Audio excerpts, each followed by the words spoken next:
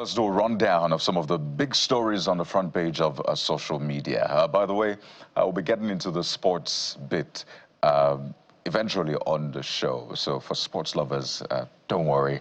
There's a whole package for you, particularly with the sports festival, sports generally in Nigeria. Now that at least some of the leagues that you've been paying attention to are over. We'll talk about sports in Nigeria, but let's talk about some of the things making the rounds this morning. There have been lots of meetings over the weekend. Politicians meeting with celebrities. It's gotten a lot of people talking. But take a look at this, well, very first one. The Jigawa delegates disrupting Atiku and Peter Obi coalition meeting. So yes, there was that meeting in that sense, having these political leaders coming together. But we're told that some of the delegates tried to disrupt that meeting. So let's take a listen to what happened.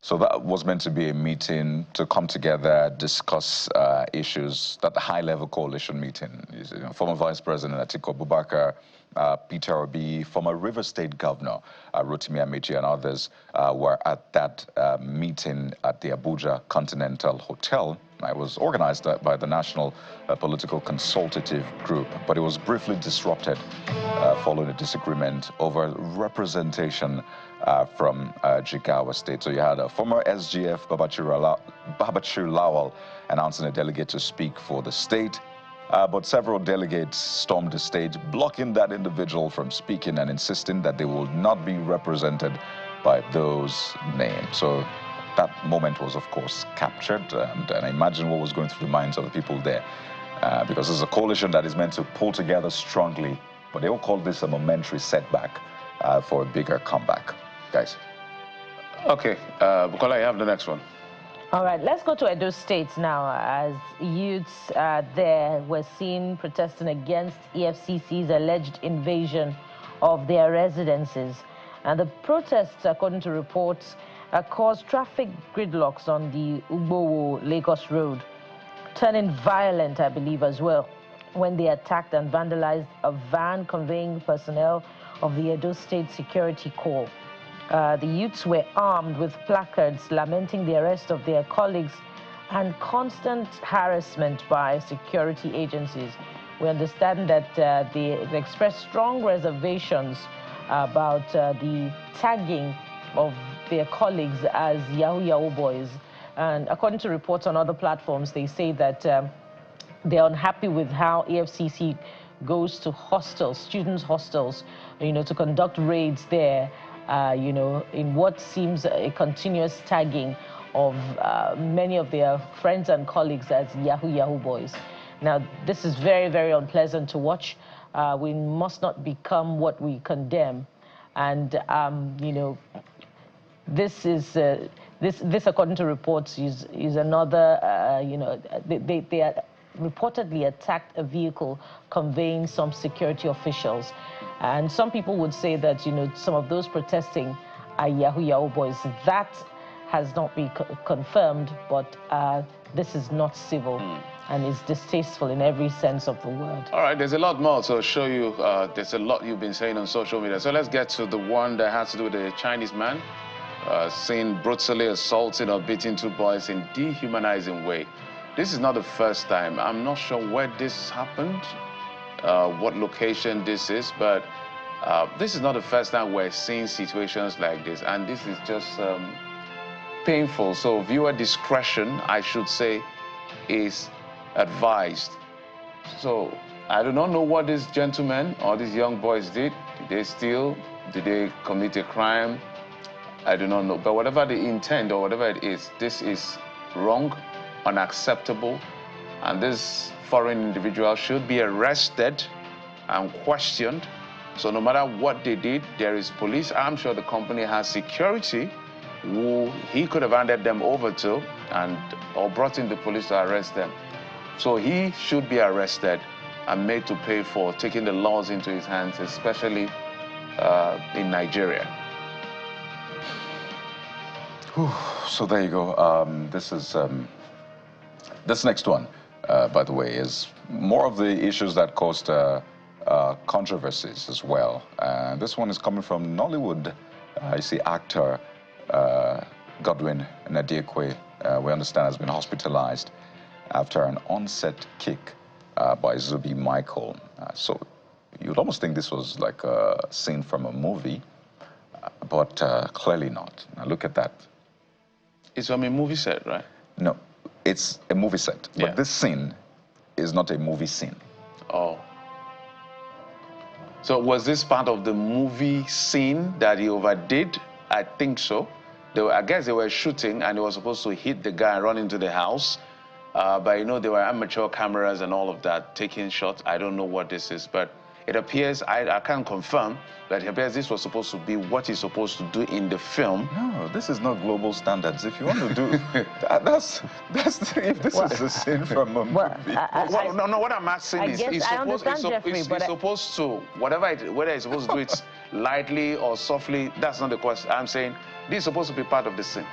I don't think this. I think we need clarification from the director of the movie as to whether or not this is part of the script. Because I'm told it wasn't part of the script. So you just wanted to impose in that sense? I don't understand. If it's not part of the script, stunts being done, if it's you know, private rehearsal by actors, you know, between themselves, then there should have been more caution deployed. There are stunts, you know, deployed here every now and then to make such scenes look real.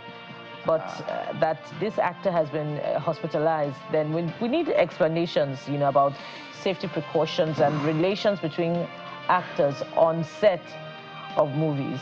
Well, I brought that to you. Let's go to the next one. I just hope the guy is better now, but I understand he's been hospitalized, and Zubi should refrain.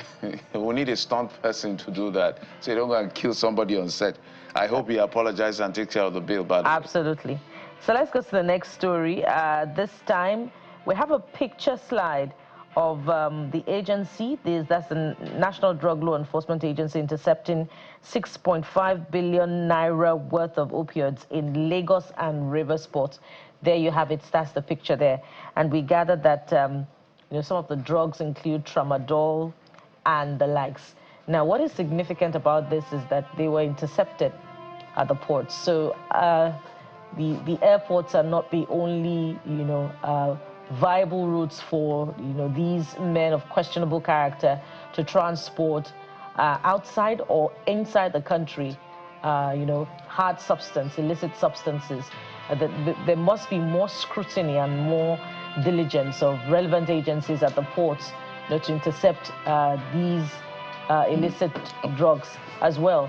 Okay. There you have it, 6.5 billion naira. Yeah, commendable to NDLEA. We've always commended them for these interceptions, and we'll continue to commend them.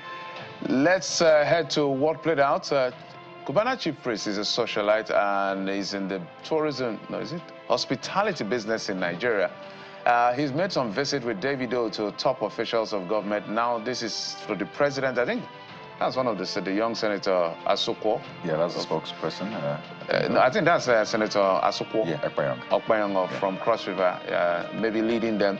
He's visited the president, visited the vice president, the Senate president, the speaker. I don't know what's going on, but let's hear what the people are saying. I'm curious to hear what the people are saying online. Mr. Mehdi says, only poor fight the government. The rich wants to expand by connecting with them.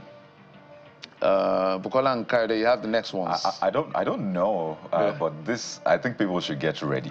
The build up to 2027, you see a lot of things that will jar you, that will maybe shock you. But I mean, these are people that have the freedom to choose who they want to associate with. Exactly. And in any case, some of them have not hidden their support from the government. I know the challenge with the kneeling down had to do with the Igbo culture. The Igbos kneel down or otherwise. But you know, there are some places you get to, particularly in this context, you forget your either home training or your culture. No, Igbos I don't think they kneel down. Exactly, but in this case, I'm sure they can bow, but they don't kneel. But this man just forgot all of that. I mean, this is vice president, this is the president, so I'm sure he stepped it down. But hey, do not die over these battles, okay? Because at the end of the day, we always find a way to settle. It's very unfortunate. It's very not unfortunate is not the word. It's very interesting. So choose your battle rightly. These guys, they are aligning. You may not like what they are doing, but they will still do it till tomorrow. Well, to borrow Kade's words, in certain circles, you know, sycophancy is taken for breakfast, lunch, and dinner. So that's as if you define that approach by the chief priest as sycophancy. But, you know, let's go to the next one. And I'm quite particularly excited about this one. This is an artwork, you know, as a masterpiece, and it's best. This young lady, you see her there, she's carving out the face of Mr. President from a watermelon ball. That's what fun. And she got it to precision. Yes, you heard me right. There you have it. Amazing, right? I haven't seen this ingenuity in recent times. It's not as perfect as it should be. This is not oil on canvas. This is... Our producer said this is watermelon on canvas. Or canvas or water, whatever. So we must have a commender attempt at, you know, we can see she did other things, the coat of arms, a couple of other things. These are attempts at carving the face of the president. I don't think this was meant to ridicule anybody. She's just showing her artistry in that sense. So she tried, not as perfect as should be, but I'm just looking at the price of the watermelon. This is like 4,555. And I can see the features. First, I can see the cap. I can see the nose. To just smile about the teeth. Well, yeah, I don't know. Good use of watermelon. What happens afterwards, you know? Because we have to say, great job. Well done. Well done. And that's it on the front pages of the social media. We'll head back to the big stories for our next conversation after this time out. Join us again.